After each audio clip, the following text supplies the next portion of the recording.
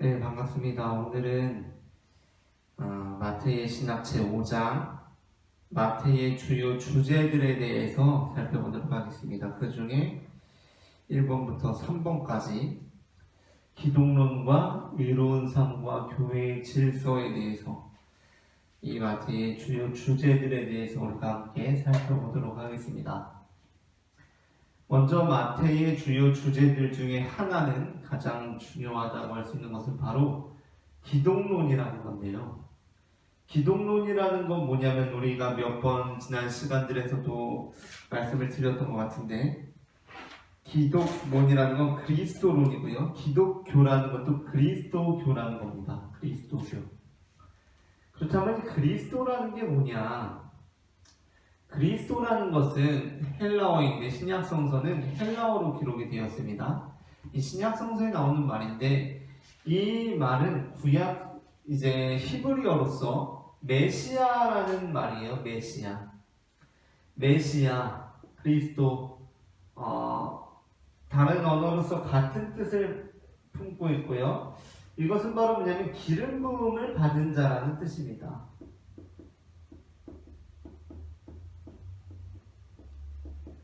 그리스도, 기독론, 기름 부음을 받은 자라는 뜻이에요. 구약 성경에 보게 되면 하나님께 선택된 왕이나 선지자나 이러한 사람들이, 제사장이나 이러한 사람들이 기름 부음을 받습니다. 그것이 곧 하나님께 선택된 사람으로서 그런 의식적으로 그 기름 부는 행위를 하는 것이죠. 기름 부음을 받은 자라는 것은 곧 하나님께 선택된 사람이라는 것이고, 하나님으로부터 어떤 특별한 사람으로 구별된 사람이라는 것인데, 찬양팀 중에도 어노인팅이라는 팀이 있잖아요. 그렇죠? 그 어노인팅이라는 것이 바로 그 기름 붓는 행위를 뜻하는 건데, 그 기름 부음을 받은 자로서 신약 성경에 이르게 되면 특별히 이 그리스도라는 것은 예수님을 지칭하는 표현이 되죠. 다른 누구에게도 그리스도라는 표현을 칭하지 않으니까요. 왜 그러냐면은 이 메시아라는 것이 이 메시아가 구약 성경에서 보게 되면은 사무엘 하에 보게 되면, 우리 교재에 보게 되면 사무엘 상과 사무엘 하, 이 사무엘기에 보게 되면 하나님께서 이 다윗의 자손을 통하여서 다시 이 나라를 굳건하게 세우시리라는 그러한 예언이 선포가 돼요. 그러면서 다윗의 시대가 지나고 솔로몬 지나고 그 다음에 솔로몬의 아들 르호보암부터 해가지고 쭉 나가지 않습니까? 그 이후의 시기를 거치면서 이스라엘은 물론 흥황할 때도 있었지만 계속해서 어렵고 힘든 시기를 지내게 되고, 그 과정 속에서 계속해서 어떠한 왕을 더 그리워하게 되냐면 다윗 왕을 그리워하게 돼요. 그러면서 하나님께서 이 다윗 왕의 자손을 통해서 다시 한번 이 나라를 세우시리라는 한 사람의 다윗의 자손, 그리고 대망하게 됩니다. 메시아예요, 메시아. 그래서 그 대망하던 사람이 이 나라를 다시 일으켜 세우고 회복시킬 사람, 회복시킬 자로서 바로 그리스도. 그래서 신약 성경에서는 주로 거의 완전히 예수님께만 이 그리스도라는 표현이 쓰이게 되고, 지금 우리 기독교, 개신교 할 것 없이 다 그리스도는 예수님과 거의 동일한 단어로, 동일한 말로 이렇게 쓰이고 있습니다. 근데 이게 마태복음에서 왜 마태복음의 주요 주제로서 당연히 예수님이 그리스도인데 왜 마태복음에서 그리스도라고 하는 게 중요하냐? 바로 신약 성경이 시작하면서 바로 예수님을 마태복음부터 시작됐는데 그때부터 예수님을 그리스도라고 소개하고 있기 때문이에요. 물론 마태복음 자체에 그리스도라는 표현이 우리가 생각하는 것만큼 되게 많이 나오진 않습니다. 그리고 예수님께서 스스로 내가 그리스도다라고 하시는 경우가 없었던 것 같아요. 없었던 것 같은데, 예수님께서 스스로 내가 그리스도다라고 하신 적은 없었던 것 같고, 베드로가 그리스도이십니다라고 하니까 내가 그리스도인 것을 알리지 말라고 이런 식으로 표현을 하셨거나, 성경에서 사복음서에서 그런 식으로 기억이 되는데, 어쨌든 마태복음이 시작하면서 처음부터 예수 그리스도의 계보라라고 시작하고 있고, 예수 그리스도의 계보라라고 시작하고 있고, 특별히 1장에 걸쳐서 그리스도라는 단어가 계속해서 반복되어 나오고 있다는 것. 그래서 예수님은 그리스도다라고 하고 있다는 것입니다. 즉, 이 그리스도라는 표현은 우리가 그 마태복음을 시작하면서도 보면 알 수 있지만 다윗의 자손이라는 것과 밀접하게 연관되어 있는 단어라고 할 수 있어요. 개념이라고 할 수 있어요. 이 다윗의 자손과. 그러나 이 다윗의 자손과는 또한 구별되게 쓰이고 있기 때문에 그 예수님을 그리스도다라고 칭하고 있다는 것이 첫 번째 이제 특징이고, 두 번째는 예수님을 하나님의 아들이라고 칭하고 있다는 것입니다. 마태복음에서 예수님을 뭐라고 칭하고 있냐? 첫째 그리스도, 둘째 하나님의 아들이다라고 칭하고 있다는 거예요. 예를 들어서 예수님께서 세례를 받고 나오셨을 때 하늘에서 어떤 음성이 들리죠? 이는 내 사랑하는 아들이다라는 음성이 들리죠. 아들이다라는 음성이 들리고, 뒤이어서 사단이 예수님을 시험하는데 그 시험에서 사단이 계속해서 반복적으로 말하는 것이 있습니다. 그러니까 마태복음에 보면 예수님께서 세례를 받으시고 세례 때 이는 내 사랑하는 아들이다라고 선포가 되는데, 그 이후에 곧장 이어서 시험이 나오고, 그 시험에서 마귀가 사탄이 예수님을 시험할 때 세 차례 반복적으로 네가 만약에 하나님의 아들이라면이라고 그렇게 유혹을 하죠. 그러니까 예수님께서 하나님의 아들이라는 음성을 들었는데 그거에 대해서 계속해서 도전을 하는 겁니다. 예수님께서 하나님의 아들이다라는 이러한 표현이 나오고, 근데 이 표현은 특징적인 것이 뭐냐면 어떠한 하나님의 아들로서의 영광을 드러내고 있어요. 영광. 그쵸? 당연히 하나님의 아들로서의 영광을 드러내고 있는 표현이에요. 하나님의 아들로서의 영광. 세례받을 때 딱 물 위에서 올라올 때 이는 내 사랑하는 아들이요라고 하면서 선포되는 그러한 영광스러운 이미지를 가지고 있는 표현입니다. 다음은 그리스도라는 표현과 관련은 있지만 또 다른 표현으로서 다윗의 자손이라는 그런 표현이 나오는데, 성경에 보면 마태복음에 보면 이제 다윗의 자손이라는 표현들이 나오는데, 처음부터 이제 아브라함과 다윗의 자손 예수 그리스도의 계보라라고 시작되고 있기도 하고, 또 그것과 별개로 이 성경에서 마태복음에서 예수님을 다윗의 자손이라고 칭하는 것을 보면 주로 치유받고자 하는 사람들이 예수님을 다윗의 자손이라고 칭합니다. 다윗의 자손 예수여라고 칭하고, 거기에 이제 주님이라는 표현이 딱 결부가 되면 거의 이제 예수님께서 치유해 주시기를 바라는 사람들이 주로 쓰는 표현이 되고, 다윗의 자손이라는 표현이 되고, 그런데 이 다윗의 자손이라는 것은 이 말 자체가 가지고 있는 것처럼 어떠한 성격을 갖냐면, 그 방향이 어디에 있죠? 다윗의 자손이라는 것은, 예수님께서 다윗의 자손이라는 것은 그 뿌리로서 다윗을 찾고 있는 거죠. 다윗. 그쵸? 예수님이 여기 있다면, 어떤 나무라면 뿌리로서 다윗의 근거를 주고 있는 표현으로서 다윗의 자손 예수여 이렇게 부르고 있는 겁니다. 그리고 이 다음부터가 이제 이 위의 것과 관련이 되면서 굉장히 흥미로워요. 다음에 인자라는 표현이 있어요. 인자. 예수님께서 스스로를 인자가 다시 올 때라고 칭하는 부분들이 있습니다. 인자. 이 인자라는 표현을 어떻게 이해해야 좋은가? 대부분의 학자들, 많은 학자들이 인자를 그냥 우리나라 말로 익숙하게 치자면 본인은 이라는 표현이라고 제가 쓸 수 있을 것 같아요. 본인은 이라고 하잖아요. 그렇죠? 본인은 이라는 표현이 가장 마음에 와닿을 것 같고, 그러니까 더 쉽게는 뭐 나라고 할 수도 있겠죠. 더 나아가서는 나는, 내가 라는 표현은 그냥 표현이다. 사람의 아들이라는 뜻 아닙니까? 사람의 아들? 그냥 내가, 나 이러한 뜻이라고 볼 수도 있고, 근데 이게 다니엘에 보면은 환상 중에 인자 같은 것을 보게 되거든요. 다니엘에 보게 되면 환상 중에 여러 가지 형상을 보게 되는데, 그리고 사자 같은 것도 있고 독수리 같은 것도 있고 막 이렇잖아요. 근데 인자 같은 것을 보게 돼요. 그래서 그 인자로서 그 인자의 개념을 가지고 와서 예수님께서 사용하신 거다라고 주장하기도 합니다.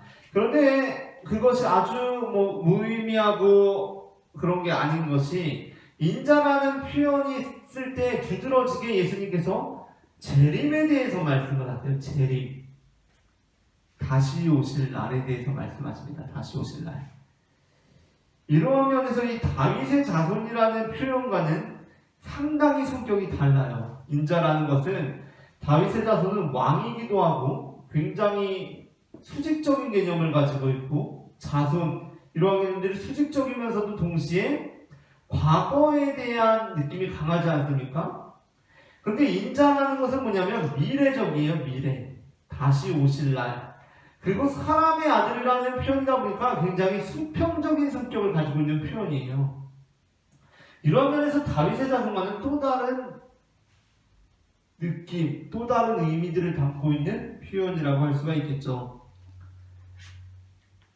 다음으로 여호와의 종이라는 표현인데, 이 교재에서는 여호와의 종이라고 하고 있지만 여호와의 종이라는 표현이 나왔었는지 제가 잘 기억이 나질 않습니다. 여호와의 종이라는 표현이 딱 명시적으로 나오지는 않았었던 것 같아요, 마태복음에. 그러나 저는 이것이 굉장히 중요한 개념이라고 생각해요. 굉장히 중요한 개념이에요. 뭐냐면 여호와의 종이라는 그 단어가 딱 나오지 않다고 하더라도 여호와의 이 종이라는 개념이 굉장히 저는 마태복음에서 중요하다고 저도 포착했었어요. 그러면서 제가 나사렛 사람이라는 설교와 우리의 병을 짊어지셨도다 라는 설교에서, 이건 이제 가장 초반에 예수님께서 이제 공생에 시작하시기 전에 나사렛에 가시게 되면서 하나님께서 다시 요셉을 부르시잖아요. 이제 애굽에 있지 말고 다시 여기로 돌아와라, 베들레헴으로 돌아와라 라고 부르시는데, 요셉이 두려워하니까 그럼 나사렛으로 가라라고 하면서 나사렛 사람이라는 그러한 설교가 그 부분에서 나오고, 우리의 병을 짊어지셨도다. 예수님께서 산상수훈을 마치시고 이 땅에 내려오셔서 나병환 자를 안으셔서, 손을 대시면서 안으시면서 그를 고치시고, 그리고 이 이방 장교의 종을 고치시고, 베드로의 장모의 열병을 떠나가게 하시면서, 마태복음에만 굉장히 특징적인 표현인데 예수님께서 우리의 병을 짊어지셨도다 라는 표현을 해요. 심지어 구약 성경에서 가지고 온 표현인데 그 표현을 그대로 가지고 오질 않습니다. 우리의 병을 짊어지셨도다 라고 이렇게 표현을 해요. 그러면서 이 여호와의 종이라는 것은 뭐냐면 우리의 고난을 짊어지시는 분이에요. 이사야에 나오는 것처럼 그가 채찍에 맞음으로 우리가 나음을 입었고, 그가 고난을 당함으로 우리가 고침을 받았다, 이런 표현들이 있지 않습니까? 그 표현을 가지고 온 것이 바로 이 여호와의 종이라는 개념이에요. 마태복음에는 하나님의 아들로서 영광스럽게 예수님을 그리고 있기도 하지만 또한 고난당하는 종, 특별히 우리를 위해서 고난당하는 종으로서 예수님을 그리고 있다는 것입니다. 그것이 굉장히 마태복음에 또 강조되고 있는 부분이에요. 그리고 또 하나는 새로운 모세라는 것인데, 마태복음에 모세라는 표현이 자주 등장하지는 않습니다. 물론 변화산에서 엘리야와 함께 모세가 나오고, 그리고 예수님께서 모세라는 얘기를 예물을 드려라 이런 식으로 하면서 모세라는 이름을 언급하기도 하지만, 모세가 자주 나오지는 않아요. 자주 기록되어 있지는 않아요. 그런데 모세가 굉장히 중요한 것은 마태복음은 시작하면서부터 예수님께서 제2의 모세인 것처럼 보이도록 그려놨어요. 물론 제2의 모세는 아니죠. 예수님께서는 예수님이시지만 새로운 모세인 것처럼 모세가 연상되도록 그려놨단 말이에요. 모세가 연상되도록 그려놨습니다. 예수님께서 태어나실 때 어떠한 일이 벌어집니까?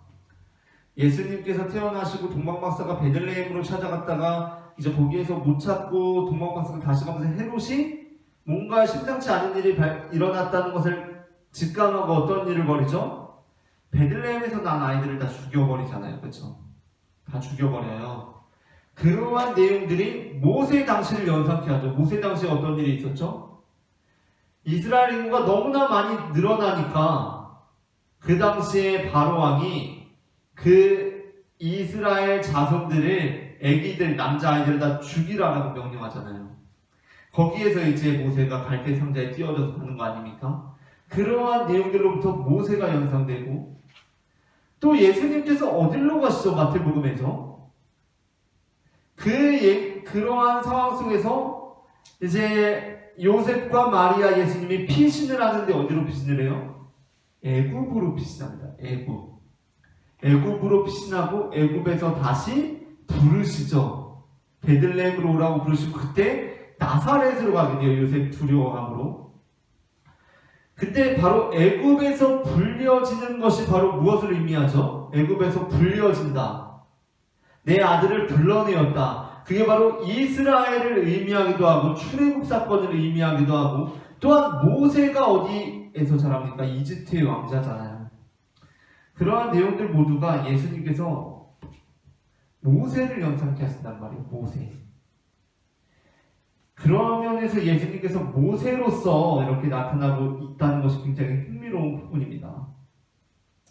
그리고 마지막으로는 주와 랍비라는 표현인데 마태복음에서는 아주 특징적이게도 예수님을 앵간에서는 랍비라고 부르질 않습니다. 랍비. 선생님이라고 부르질 않아요. 선생님이라고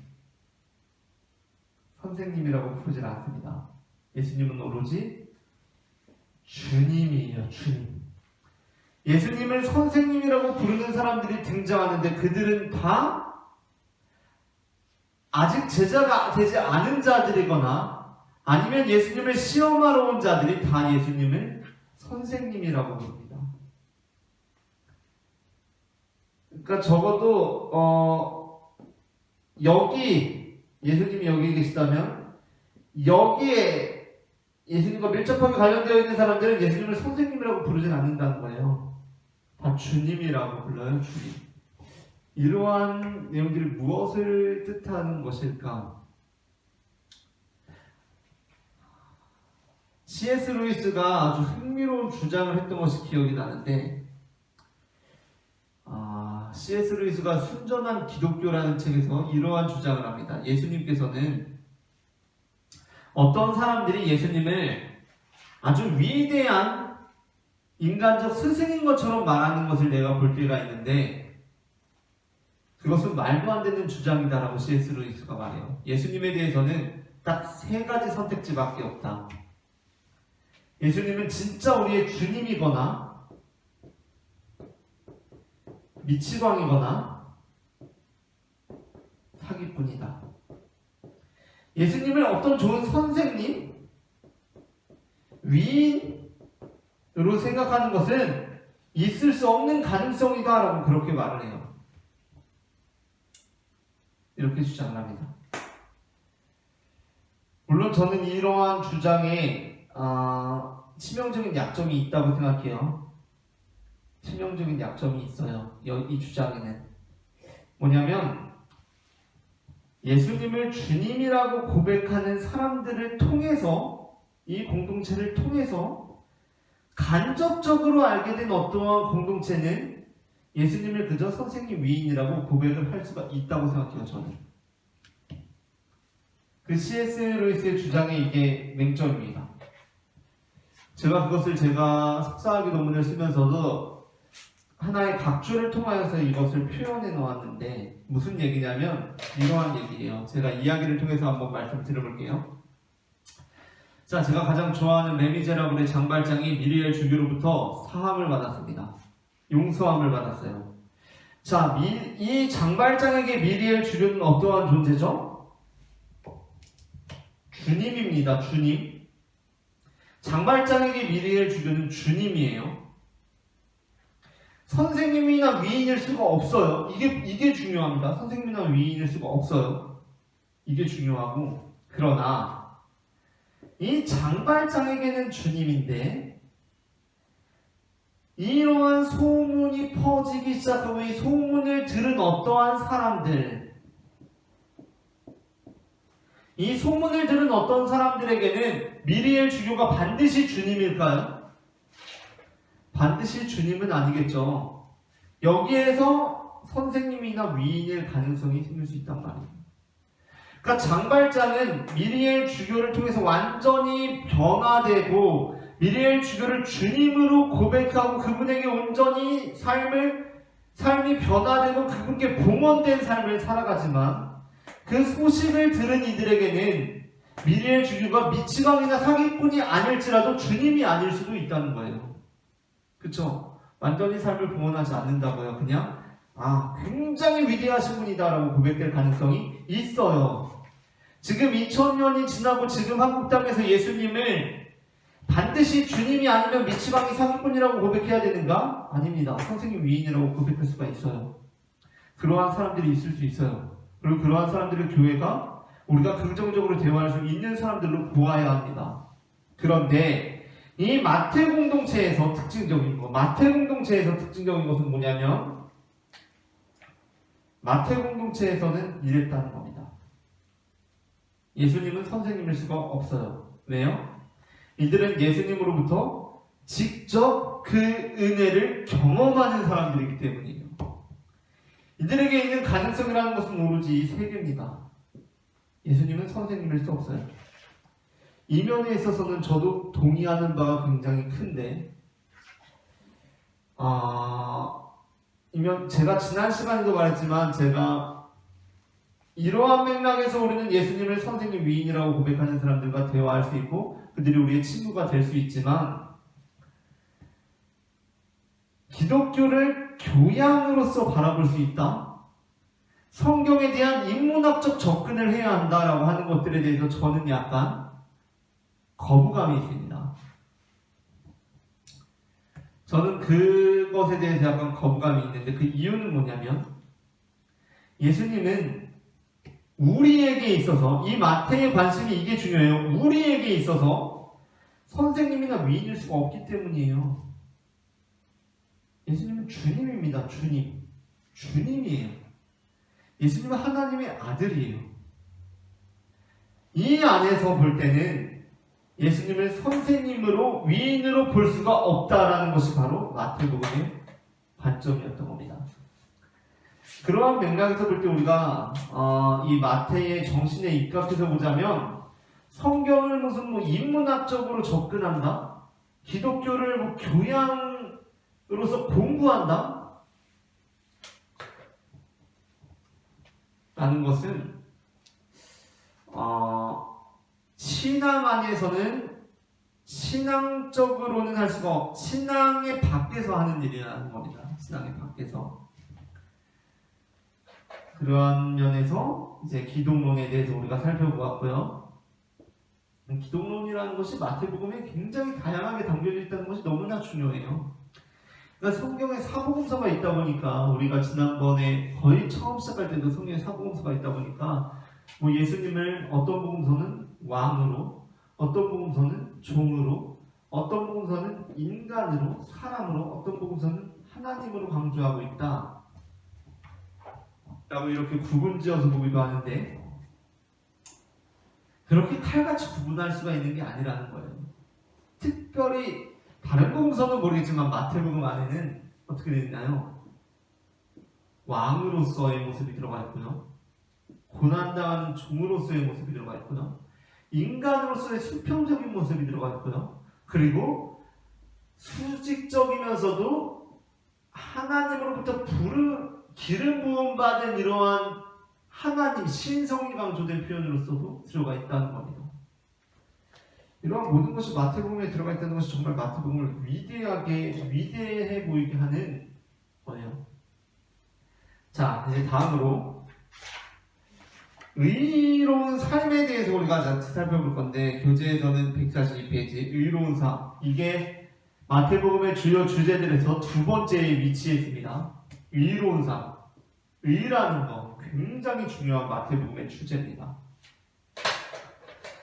특별히 우리가 지난 몇 번 시간에서도 알아보았지만, 복음서가 비록 신약성경의 앞부분에 있지만 복음서가 먼저 집필된 것이 아니라 누가 먼저 집필됐다고 했죠? 바로 바울의 서신들이 신약시대 훨씬 먼저 집필되었고 초대교회 공동체들에게 읽혔어요. 분명히 마태의 공동체도 바울이라는 존재와 바울의 서신들에 대해서 알고 있었을 겁니다. 비록 마태복음에 나오진 않지만 그것이 암묵적으로 다 그에 대한 응답으로서 우리가 읽어낼 수가 있어요. 근데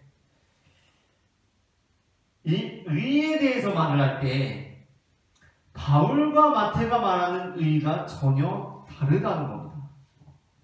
자, 저는 어떠한 입장이냐면 바울 서신과 마태복음이 당연히 함께 갈 수 있고 한 예수님을 말하는 성경이라고 생각해요. 그러나 의라는 이 주제만 놓고 보았을 때 바울과 마태는 분명히 구별된 성격으로서 이 의를 사용하고 있다는 겁니다. 우리 교재를 보게 되면 143페이지에 보게 되면 둘째 줄에 마태복음 안에서 의가 세 번의 경우에서는 하나님의 구원행위 혹은 그의 구원 선물을 의미하는 반면에 다른 네 번의 언급들은 좋은 행동과 바른 행위에 대한 윤리적 의미를 갖는다라고 이렇게 쓰여 있는데, 이 역시도 이 뒤에 내용을 보거나 저 역시도 여기에 의구심을 갖는 것은 무엇이냐면, 마태복음 안에서 이 의가 세 번의 경우 있잖아요. 하나님의 구원행위 혹은 그의 구원 선물을 의미한다고 하는 이 세 번의 경우, 이 세 번의 경우가 뭐냐면 의에 졸이고 목마른 자 말할 때고요, 복이 있나니 할 때, 두 번째는 그의 나라와 그의 의를 구하라, 세 번째가 세례받을 때 모든 의를 이루게 하려 함이라는 것입니다. 그런데 이 세 가지가 과연 하나님의 구원 행동과 그의 구원 선물을 의미하는 것일까? 저는 좀 의구심이 든다는 거예요. 그게 아니라 오히려 거의 마태복음의 모든 의라는 개념들은 뒤에 윤리적인 의미를 갖습니다. 윤리적인 의미예요. 마태복음에서는 의라는 것이. 자, 바울에서는 어떠한 의미냐? 구속사적 의미입니다. 구속사. 구원론적 의미예요. 구원론적 의미. 하나님, 인간. 마태복음에서는 의를 이야기할 때 우리의 책임 있는 행동에 대해서 말하고 있어요. 자, 바울은 무엇을 이야기합니까? 바울은 하나님의 구원을 말해요. 하나님의 의를 이야기할 때. 하나님의 의라는 것은 바울에게 있어서는 하나님의 구원이에요. 하나님의 구원이 바로 하나님의 의라고 표현되어 있고, 마태복음에서는 의라고 할 때 우리가 서기관들보다 바리새인들보다 더 나은 의를 지녀야 한다라는 겁니다. 나은 의를 지녀야 한다. 여기선 옳음의 문제예요. 옳음. 또는 하나님의 뜻. 먼저 그의 나라와 그의 의를 구하라. 의에 줄이고 목마른 자 모든 의를 이루려 함이라. 그래서 내가 세례를 받는다. 이 내용들이 어떤 내용들로 해석될 수가 있습니까? 하나님의 뜻이에요. 옳은 방향, 어떤 옳은 길을 위해서 옳은 길에 목마른 자라든가 그러한 내용으로 다 해석될 수가 있다. 그래서 이러한 맥락에서 바울은 믿음을 강조하고 마태는 행함을 강조하고 은총이고 이런 이야기를 하는데, 저는 이러한 맥락에서는 둘이 함께 갈 수 있다고 봐요. 오히려 마태는 행함만 강조한 복음서가 아닙니다. 마태에는 믿음이 들어가 있어요. 그쵸? 네 믿음으로 구원받은 것이다 라고 예수님께서 말한다고요. 네 믿음으로 구원받은 것이다. 마태복음에 은총이 없다고요? 마태복음에 은총이 있죠. 예수님께서 회개하라 천국이 가까이 왔느니라라고 하셨을 때 그것은 완전한 은총의 나라의 선포였어요. 완전한 은총의 나라의 선포였습니다. 그러나 이 의라는 주제를 놓고 보았을 때는 마태복음은 이 의라는 단어를 완전히 윤리적인 개념으로 사용하고 있다는 것입니다. 인간 중심적으로 사용하고 있다라고 교재에서 말하고 있죠. 그러면서 이제 이게 중요한데 왜 이럴까? 마태는 왜 이러한 의를 윤리적으로 강조하고 있을까? 이 의가 마태복음에서 굉장히 중요한 주제인데 왜 그랬을까? 144페이지, 교재 144페이지의 마지막에서 넷째 줄에 이 중요한 차이가 나옵니다. 바울의 관심사가 있고 마태의 관심사가 있어요. 바울의 관심사는 뭐였습니까? 바울은 이방인의 사도였고 전도하는 사람이었어요. 선교하는 사람이었어요. 이의 관심사는 어떻게 하면 기독교인이 되게 할 것인가? 이것이 마태의 주요 삶의 화두였습니다. 어떻게 하면 기독교인이 되게 할 것인가? 어떻게 하면 기독교인이 되게 할 것인가? 그렇다 보니까 이 의라는 것은 뭐가 되냐면 은총이 강조되고요. 구원론적이에요. 구원론적. 왜? 아직 구원 못 받았으니까 구원 받으려면 기독교인이 되게 할 것인가? 이 구원론적이 강조되는 거죠. 그런데 마태는 어떠냐면 어떻게 하면 기독교인이 인으로 남게 할 것인가요? 자, 엄청난 차이죠. 마태에 관심사는 어떻게 하면 기독교인으로 남게 할 것인가요? 우리가 알다시피 초대교회에 수많은 박해와 고통이 있습니다. 그 가운데서 어떻게 하면 이 기독교인으로 남게 할 거냐? 기독교인으로 남는다는 것은 삶이 중요하고요. 기독교인이면서도 기독교인으로 살지 않는 사람들이 있기 때문에 여기서 윤리적인 것이 중요합니다. 윤리적인 것. 자, 이 두 가지를 우리는 같이 가지고 가야 하고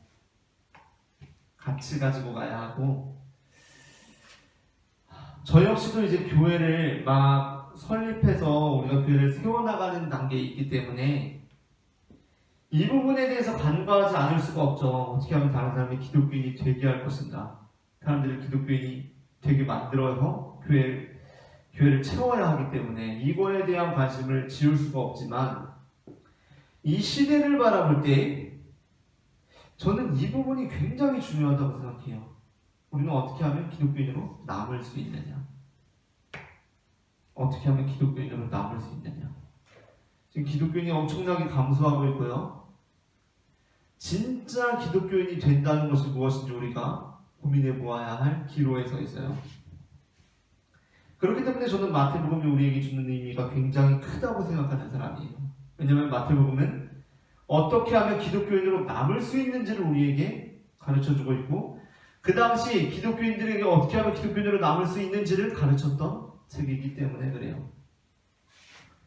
그러한 맥락에서 이 의의 개념에 있어서는 바울과 마태가 서로 다르다. 물론 뭐 그렇다고 해서 이 성경 전체로서 완전히 서로 이질적인 것이라는 게 아니라 다른 주제들 안에서 충분히 함께 읽을 수 있지만 그래서 저 역시도 마태복음을 수없이 강해하면서도 바울 서신에서 끊임없이 이 자료들을 함께 쓰고 있는 거 아닙니까? 그럼에도 불구하고 이 의라는 개념에 있어서 서로 다르고 그 다른 것은 서로 모순적이기 때문이 아니라 서로 처한 상황이 달랐기 때문이다라는 것입니다. 자, 이제 마지막으로 교회의 질서에 대해서 우리가 함께 살펴볼게요. 성경에 그리고 신약 성경에 굉장히 특징적인 것 하나 145페이지에 교회의 질서 시작하면서 나옵니다. 복음서에서 교회라는 말은 나오지 않아요. 복음서에서 교회라는 말은 나오지 않습니다. 딱 2번 나와요. 딱 2번. 마태복음에만 나옵니다. 16장에 18장에 16장에 뭐죠? 베드로에게 교회를 세우리라고 할 때 나오고요. 18장에 너희가 그 부분에 보면은 실족한 자들이 나옵니다. 실족한 자들 18장에 실족한 자들 그리고 뭔가 맞지 않는 자들, 죄를 범하고도 회개하지 아니하는 자들, 그들에게 가서 말하고, 그러다가 안 되면 교회에 말하고라는 말이 나오죠. 중재를 할 때 교회, 거기에 나옵니다. 이 마태복음에 들어간 특징은 무엇이냐면, 마태복음은 교회가 마치 예수님 당시에 베드로 위에 세울 것이라고 하였지만 18절에 이르러서는 이미 교회가 상정되어 있다고 보인다고 해석할 수 있을 정도로 교회라는 말이 나와요. 그러니까 너희가 미래에 어떠한 공동체가 있을 것인데 그때 너희에게 분란이 있으면 그때 교회에 말하라 라고 말하는 것이라기보다는, 왜냐하면 그때 교회를 말하면 사람들이 교회 이제 하나도 몰랐을 거 아니에요. 물론 편집 뭐 이런 거 따지다 보면은 뭐 그런 거 한도 끝도 없겠지만 어쨌든 그렇게 해석될 여지가 있다는 겁니다. 어쨌든 마태복음에서는 교회를 두 번 말하고 있고, 굉장히 여기서 흥미로운 것은 무엇이냐면 교회라는 말이 사도행전에 많이 나오잖아요. 사도행전에 이제 교회가 막 세워지고, 안디옥 교회도 사도행전에 나오고. 근데 사도행전이 누가복음이랑 같은 책이란 말이에요, 원래는. 근데 사도행전에서 아나니아와 삽비라 사건에 이르러서 처음으로 교회라는 말이 처음 나오고, 누가복음에는 한 번도 교회라는 말이 나오질 않아요. 굉장히 흥미로운 부분입니다. 마태복음에서만 교회를 말하고 있어요. 자, 그렇다면 마태복음은 교회를 어떻게 보고 있는가? 일단 마태의 146페이지에 보면 여기서 다시 한번 또 짚고 넘어가고 싶을 부분은 뭐냐면, 여기서 베드로에 대해서 말하면서 베드로의 교회에 대해서 말하면서 중간에 맨 아래, 그러니까 두 번째 문단에서 거의 마지막 줄 정도입니다. 베드로에 대한 집중적인 관심은 안디옥에서 바울과 야고보파가 충돌하였을 때 베드로가 담당한 중재적 역할과 그의 시대의 좌파의 극단주의자들과 우파 사이에서 마태의 중간적 입장을 반영해준다. 마태의 교회는 뭔가, 마태의 교회에서 베드로가 중요하잖아요. 베드로. 지난 시간에 우리 계속해서 다룬 것처럼 마태복음은 거의 베드로 복음이라고 할 수 있는데, 이 마태복음에서 제가 편의상 지금은 계속 마태복음의 저자를 마태라고 하고 있습니다. 그러나 우리가 마태는 누가 쓴 것인가, 그거에 대해서 우리가 함께 저자를 살펴보았던 것처럼 마태의 저자는 마태복음에 나오고 있는 그 세리 마태가 아니에요. 편의상 그냥 마태라고 하고 있는 겁니다. 어쨌든 이 베드로가 중심 인물인데, 베드로가 중간적 입장이다. 이거 다시 한번 짚고 넘어갈게요. 베드로가 중간적 입장이다.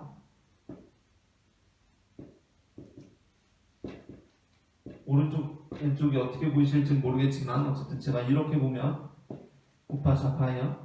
근데 이 중간적 입장이다? 교회가? 아닙니다. 아니에요. 제가 볼 때 이건 아니에요. 베드로가 우파와 좌파의 중간적 입장을 취했다라는 건 제가 볼 때 아니에요. 그거 아니고 지난번에 우리가 나눴던 것처럼 중심적 입장입니다. 중심적 입장. 이 중심적 입장이에요. 베드로가 취하고 있는 것은. 여기에 보면 뭐 우파도 있고 좌파도 있고 여러 가지 입장 있잖아요. 그죠? 정치적 입장 얼마나 많습니까? 여러 가지 입장이 있을 거예요. 여기에서 베드로는 이 중심적 입장이라는 겁니다. 중심적 입장이 뭐냐? 모든 것이 하나로 아우러질 수 있고 이 안에서 모든 것이 가능한 입장이라는 거예요. 이게 가능하냐? 이게 가능하냐? 세상적 입장으로 볼 땐 불가능해요. 그러나 신앙적 입장에서는 가능하다고 제가 볼 땐 마태복음의 공동체는 그렇게 보았고 저 역시도 그렇게 기대하는 것인데, 무슨 얘기냐면, 자, 이렇게 이해해 봅시다. 여기 제가 있죠. 저라는 존재가 있습니다. 이 존재가 있는데 기분이 좋을 때가 있고 기분이 안 좋을 때가 있겠죠. 그리고 기분이 뭐 적당히 좋지도 않고 안 좋지도 않은 그러한 상황이 있을 거예요. 그렇죠? 이렇게 될 때 이러한 맥락에서 보게 될 때 이러한 맥락에서 볼 때 이쪽 입장에 있는 사람들이 볼 때는 이쪽 사람들이 기독교인일까요? 아닐까요? 기독교인이 아니에요. 이쪽 입장에서 보면. 그렇죠? 이쪽 입장에서 보면 이 사람들이 기독교인일까요? 아닐까요? 기독교인이 아니에요. 왜? 이쪽만 기독교니까 이렇게 보는 거예요. 자, 여기서 이제 근데 이걸 이렇게 이해할 수 있는 방식은 뭐냐?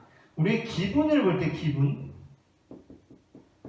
볼 때 좋을 때가 있고 나쁠 때가 있어요. 제가 이거 뭐 좋을 때 우파, 나쁠 때 좌파 이렇게 연결해 주는 것 아닙니다. 오해하지 마시고. 기분이 좋을 때도 있고 나쁠 때도 있고 중간일 때도 있는데 이 안에서 변하지 않는 것이 있어요. 뭐죠? 이 모든 것이 나라는 겁니다. 나. 자, 기분이 좋을 때도 나고 기분이 나쁠 때도 나고 기분이 뭐 그냥 그럴 때도 나예요. 그렇다면 이 도표는 어떨까요? 이게 가능하죠. 이 존재에서 볼 때 가능하죠. 기분이 좋아도 나고 나빠도 나고 기분 별로일 때도 나잖아요. 그럼 이 도표는 명확하지가 않죠. 이 도표는 어떻게 그려야 되죠? 이렇게 그려야 돼야죠. 이게 바로 중심적 입장이라는 겁니다. 나라는 존재 안에서 나는 기분이 좋을 수도 있고 나쁠 수도 있고 그저 그럴 때도 있고 그러나 그럼에도 불구하고 기분이 좋을 때 나쁠 때가 서로 부정되는 것이 아니라 이 안에서 역설적으로 얽혀 들어가는 것이 바로 신앙적 입장이라는 거예요. 자, 이거 하나 짚고 넘어가고요. 그리고 이 교재에서 말하는 것 중에 하나가 또 중요한 것이 공동체 안에서 이 그리스도의 행위들에 대해서 말하고 있어요. 카리스마적 행위들과 그리스도의 행위들. 카리스마적 행위들은 그리스도의 행위들로 성찰되고 그걸로 입증되어야 된다는 것이고, 하나 이제 마지막으로 이걸 말씀드리고 오늘 마치려고 하는데, 자, 교회의 질서에 대해서 어떻게 보느냐. 마태복음에 보게 되면 가장 중요한 것이 바로 누구냐면 우리가 앞서 말씀드린 것처럼 베드로입니다. 베드로인데 베드로에 대해서 마태복음은 굉장히 강조해서 훌륭한 점들을 많이 기록하고 있어요. 그러나 또한 베드로의 잘못된 지점들 역시 포기하지 않고 있으며 교재에서도 말하지만 오히려 그것이 더 심하게 적혀 있어요. 베드로의 안 좋은 점이, 부정적인 전통들이 마가복음에서 가져오면서도 더 안 좋게 그려져 있단 말이에요. 이 베드로를 어떻게 이해해야 될까? 한편에서는 베드로를 최초의 교황으로 봅니다. 최초의 교황. 베드로의 권위를 인정하고요. 그에 따라서 교회의 질서는 수직적이다라고 이해합니다. 베드로, 제자, 회중. 이러한 수직적인 관계로서 이해를 한단 말이에요. 그러나 이것이 이제 이후에 말하는 것이 저의 입장이기도 한데, 저 같은 경우는 이렇게 이해하지는 않습니다. 마태복음의 베드로가 엄청나게 위대하게 기록되어 있는 것은 맞아요. 베드로는 훌륭한 사람입니다. 베드로는 정말 대단한 사람이에요. 그렇게 예수님으로부터 처음 가는 제자로 부름을 받았고 그 길을 따랐어요. 그건 우리가 부인할 수 없는 부분이에요. 그러나 그럼에도 불구하고 마태복음의 공동체가 말하는 교회는 뭐냐? 베드로는 여기에 보면은 이제 가장 고참이다 라고 이야기를 하는데, 대표적 성격을 보여주는 것은 맞지만 하나의 모형입니다. 모형. 베드로 존재 자체가 모형이라는 것이 아니라 우리가 따를 만한 존재가 되고, 또한 우리가 이입할 만한 모델이 된다는 거예요. 이입할 만한 모델이 된다는 겁니다. 그래서 이래서 이제 마태복음에서 말하는 교회의 질서가 저는 뭐라고 생각하느냐. 이 교재에서는 두 가지 입장을 그냥 이렇게 평이하게 두 개를 놓았고, 더군다나 얘를 뒤에다 놨어요. 그렇죠? 더군다나 얘를 후자에 놓으면서 조금 얘가 오히려 강조된 모양새인데, 저 같은 경우는 교회라는 것은 뭐냐면 수평적이다. 여기 볼게요. 151페이지 중간쯤 보시면 거기 가로쳐져 있고 영어로 되어 있는 부분 가장 고참인 인물에 불과하다 거기 눈에 띄실 거예요. 중간쯤에 151페이지 마지막에 마태의 교회는 본질상 인류 평등주의이다. 어떤 사람들이 선생과 같은 독특한 기능을 수행하지만 그들에게 아무런 직위도 없다. 아무도 다른 사람보다 높이 평가되지 않는다. 전체 공동체가 권위를 가진다. 그것은 고향 대신 메시아이며 하나님의 아들이신 예수만이 교회를 인도하시고 통치하시는 오직 한 분이기 때문이다라는 겁니다. 교회는 수평이에요. 베드로라고 해서 특별할 것이 없어요. 수평입니다. 오늘날 교회에 대한 제 입장 역시 마찬가지라고 할 수가 있겠는데 교회는 수평이에요. 수평입니다. 심지어 예수님께서도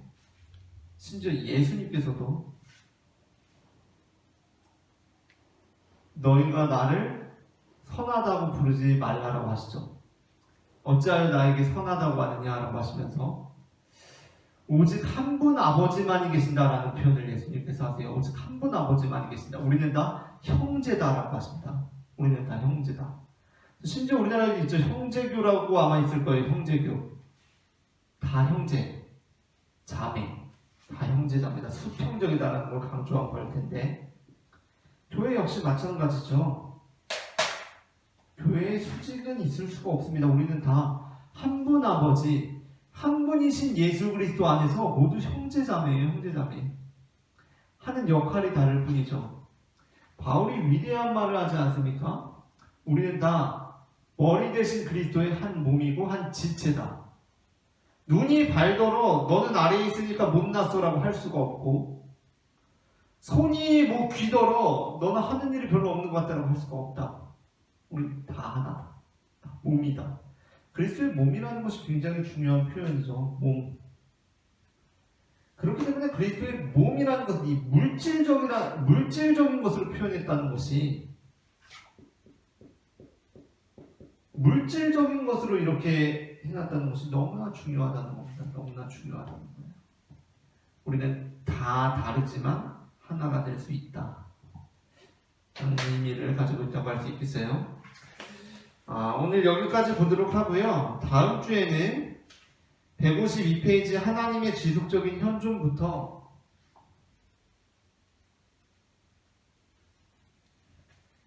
170페이지의 천국까지, 그래서 171페이지까지가 되겠네요. 부평고제설 전까지, 여기까지를 함께 보도록 하겠습니다.